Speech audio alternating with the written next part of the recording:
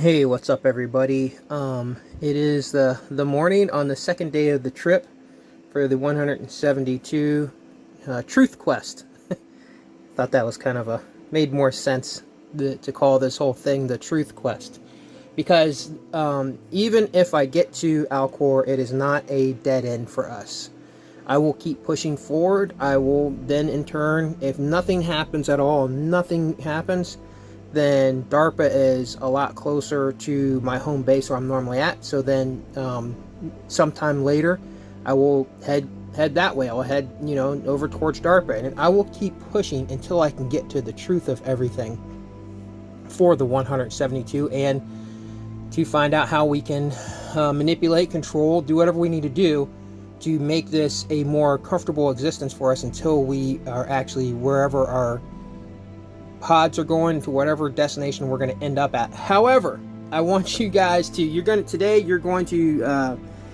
to hear testimonies from my ex-wife and my mother. Now let me explain something real fast. They're going to talk about my character and who I am, so that way you can understand more about the credibility of why I'm pursuing the things that I'm pursuing. In fact, when my mom said to me last night, she said, you look like you're getting fat and your eyes are getting dark rings on them. She's like, you're not taking care of yourself. And I'm like, man, this whole year has been really, because she's used to seeing me always in shape, used to seeing me always, everybody is always, has always,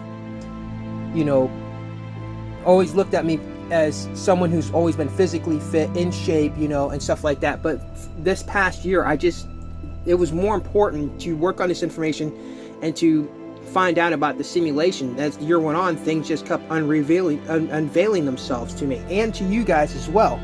And because of that, more information from you guys have come in. So you're going to listen to their testimonies. Let me explain something real fast.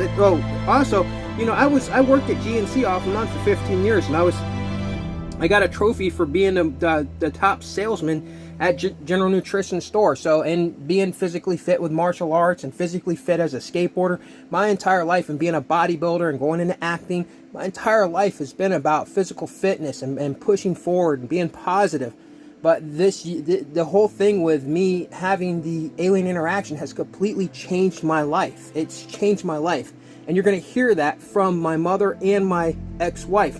And let me explain first about my ex-wife. It was not easy to ask her to do the interview. I know she kind of reluctantly was just like, okay, I will give my testimony about what I saw. So if it was that she was somebody who was like all gung-ho and yeah and all this and ooh, aliens and stuff like that, then it would make you look a little bit more suspiciously out of the information, although I've already proven many facts of things and predicted the future in 2020. But you need to understand that it wasn't easy to get her to do it, to speak about it. But when she did, she just unloaded and tells you, hey, this is what I saw, this is what happened, and she will tell you my character and my demeanor and everything, as well as you're gonna hear a couple things. We went to Roswell, New Mexico a long time, so she's gonna talk about that.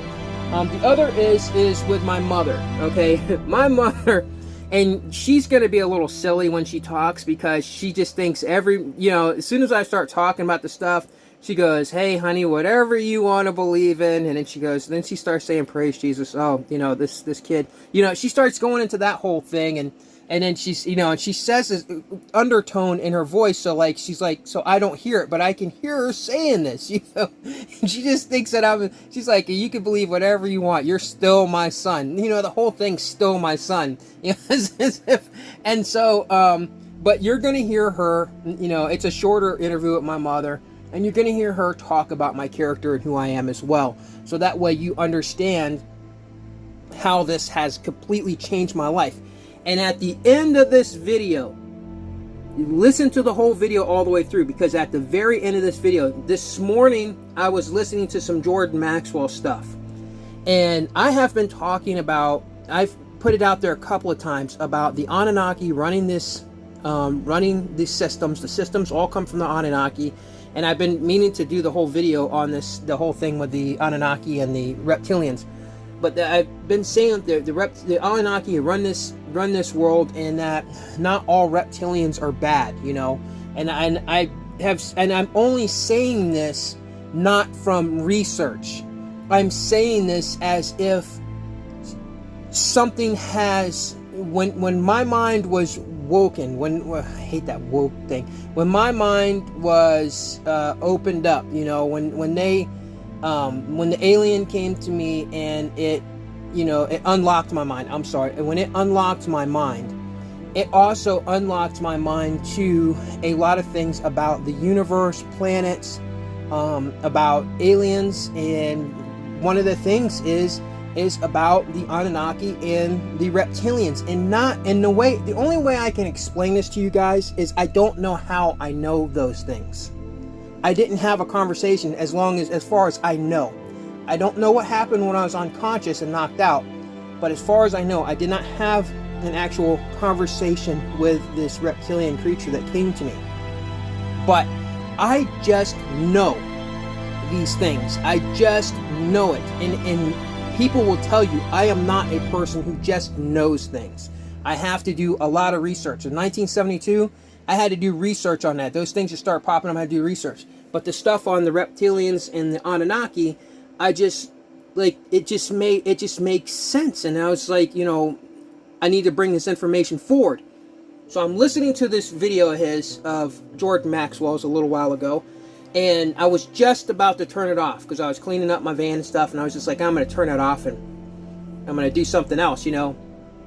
And right before I was getting ready to turn it off, he starts talking about the Anunnaki and the reptilians, and that's what I was trying to, and he was saying stuff that I wanted to say in my video, that the reptilians and the Anunnaki are working together, but there are a group of reptilians who do not work with those two groups. There is a group of reptilians within the reptilian group who is not a part of, we eat humans and we want to control humans. The Anunnaki are by far your overrulers. That's where all of this shit comes from. Your entire systems, all the systems can be researched back to, and I shouldn't be talking about this now because I was saving it for another video to get more deeper into it, can be all searched all the way back to Egypt. That's where all the systems come from.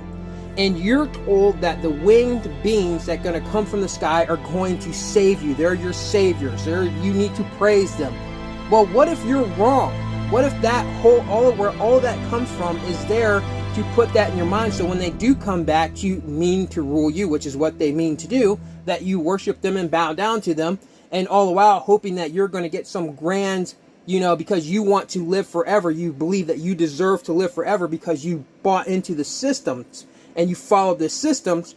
What if you find out that that's all wrong, you know? And the reptilians that I believe were here long before human beings and lived during the dinosaur era and went underground when there was extinction and then come back up, resurface, and back down again, you know, and then the Anunnaki came here and they started manipulating, changing things. Well, a group of the reptilians joined the Anunnaki, and they joined them for the overship ruler of this planet. They were as so above as below, like when people say that. Well, above was your Anunnaki, below, under the earth, is the reptilians, and in the middle is the human race, who are the slaves of their systems.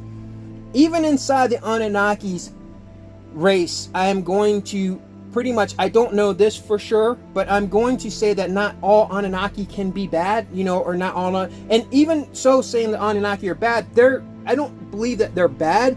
I just believe that they are suppressors and they're rulers, and you're just a pawn in their game. So anyhow, I'm going to put the interviews on with them so you can listen to that. I will get further more into that information with the Anunnaki and the reptilians. I know a lot of you have probably turned your stomach because you're probably thinking, oh no, the reptilians are bad, yada yada yada. You know, yes, of course you're going to think that, because any reptile on the planet is so far removed from a human being, other than people who are snake worshippers, which I'm absolutely not as well, and I could have people contest to that as well. I've never owned a snake. I don't care about snakes, and I'm indifferent to them. I wouldn't kill one just to kill one.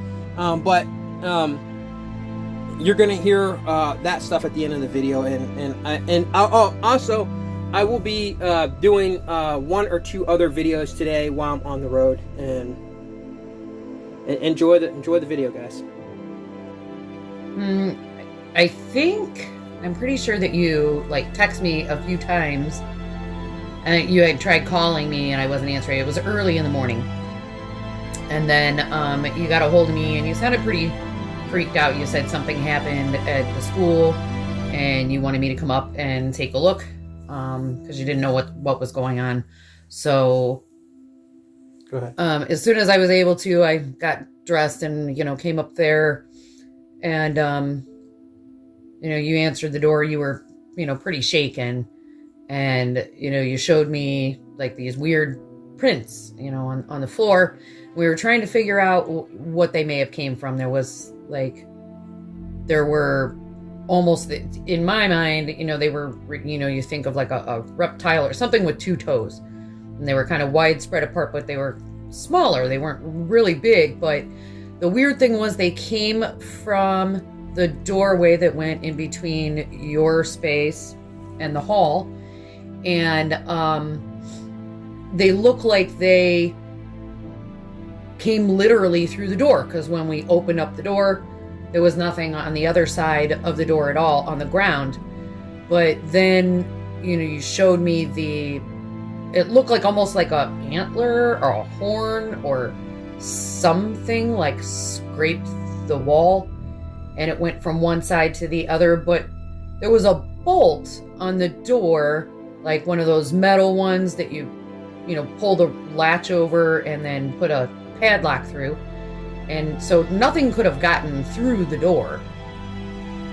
So we were just trying to figure things out, looking outside. It's a real urban area right across the street from a high school, and there's no mud outside, nothing like that substance that the tracks were made on the mat from. We looked around outside, and it's literally concrete and sidewalks. So it looked really strange because the top, it's almost as if there were two layers to the prints, as if almost like they were burned in. I know that sounds strange, but it's like there was a layer on top and then a layer underneath, and then the mark on the wall, it was almost like a substance, it reminded me of maybe something chalky or earthy type substance. And it was a strange greenish, brownish, yellow type color. So then I hung out for a little bit, and we were trying to figure things out, what it might have been, and, pulling different things like shoes and things like that to, see what could it have possibly been, but we couldn't figure anything out. And when you opened up the door, there was a hallway going to a bathroom with old commercial carpet or something on the ground. But the odd thing about the prints was they looked like, on your side of the door, they looked like they had come from that direction. They obviously looked like they were pointing that way. Because of the shape of them, there's no way they could have been pointing the other way. But when you open the door, there was nothing on the ground or on the carpet on the other side at all that looked like, you would think if something or someone or whatever stepped in that weird substance, and then they walked from that hallway into the karate school, that you would think that there would have been some kind of print on the other side of the door, on the carpeting or something. There was nothing, literally nothing. And as far as my character, would you say that I'm the type of person that gets freaked out and spooked out about things all the time, or tries to make up supernatural things? No, not at all. You're actually pretty stable as far as things like that go. I had never, actually, in all honesty, I've known you for over 10 years. I've never known you to be that shook about something, what the heck just happened. You weren't some people might be hysterical or lose their mind over something like that. You weren't like that. You were just, you were shaken, but you were perplexed and trying to, put it together and figure out what it was and what might have happened, in a logical explanation. that would have made sense coming from, something from the natural world. Was it outside? Was it, but we just couldn't figure anything out that would have explained it. And would you say that I'm the type of person before that was really into a bunch of spiritual, supernatural stuff at all? Definitely not spiritual at all. Certainly not supernatural. I mean, we did visit together. We went to like Area 52, that area down there in New Mexico. At the time we weren't really thinking anything about it. We just thought it would be a cool place to stop because we happened to be going from California to Florida. But we had a good time with it. It was funny. We weren't thinking anything conspiracy-like or, we played around in the little touristy places and, put on alien glasses and silly things, antlers and stuff. It was fun. I mean, we never really thought anything of things like that. And as far as supernatural things go at all, you never believed in ghosts or, things moving on their own or anything of that nature. No. It's because you've known me for 10 years. When would you say that I actually started obsessing over the year 1972? I'm not really sure exactly when it was, but I would say it was approximately a year or so ago. It started out as just kind of fun. We were looking at, things that happened the year that we were born, famous people who might have been like born on our birthday or near our birthday or the same like zodiac signs or just being silly, It just started out as very casual. And then it just seemed like, you kept seeing things or kept finding things or things just kept coming up with 1972, things that happened that year, things that, were associated with that in some way. So, but before that, you've never known me to obsess over anything like that? No. I mean, you had talked before about being born in 1972, but you weren't obsessed over it at all at that time, no. Hey everybody, I'm here with my mom and I'm going to ask her a few things so that you guys can understand the character of who I am. So just a little while ago, when you were telling me about your house, your apartment, it has like spiritual energy, right? Remember you were telling me about that? So tell me about that. Spiritual energy? Yeah. There's times that you can look in the hallway and you'll see something go by, and you get a feeling, a cold feeling. And then when you told me about that, what did I say? There's no such thing. Just a little bit ago, But you want me to believe what you're saying, but you're saying that what I'm saying is no such thing. Okay, now why did I say that I don't believe in what you're saying? Because you don't believe in what I'm saying. No, because I said, unless there's what? Proof. Evidence.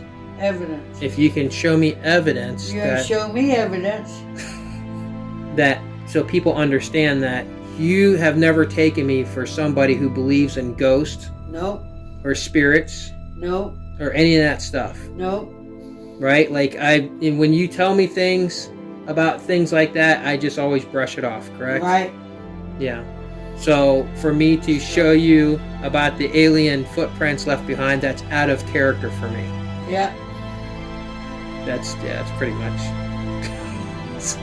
so yeah, everybody, that's my mom, and she just confirmed that I'm not a person. And I'm 72 years old, right along with the 1972 stuff. So yeah.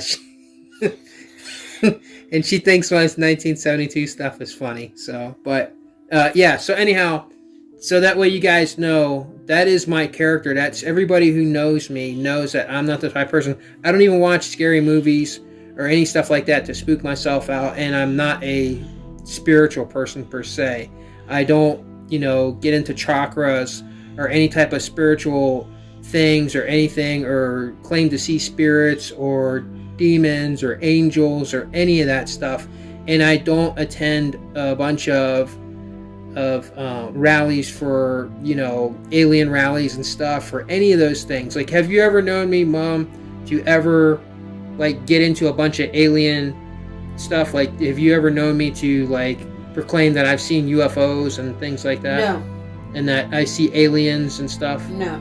Okay, so yeah, it's completely out of character for me. And, Yes. right. It's all out of character. Okay, and this all happened 3 years ago. So, and I am 48 now. It happened when I was 45. So, out of 45 years, I think my mother would know if I was a spiritual person or believed in spirits and ghosts and things, right? Right. But you don't. And you've never known me to like be an alien watcher or a UFO chaser or anything. No. You liked all the movies, Mm-hmm. but you never, no. You never followed them, no. Would you like Kleindock Bar? All right, that's my mom.